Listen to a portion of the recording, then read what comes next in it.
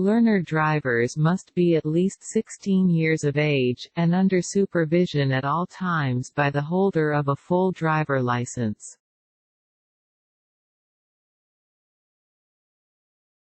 Learner drivers must be at least 16 years of age, and under supervision at all times by the holder of a full driver license.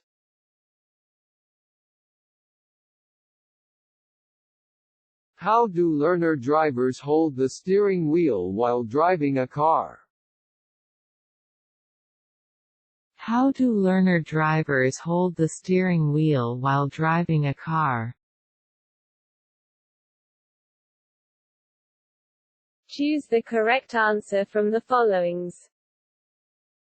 Choose the correct answer from the followings.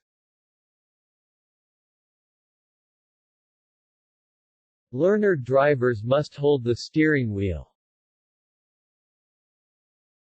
Answer A, with at least one hand.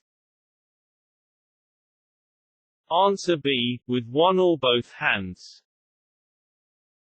Answer C, with both hands.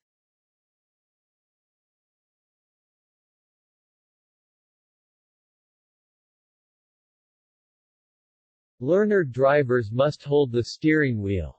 Answer C, with both hands.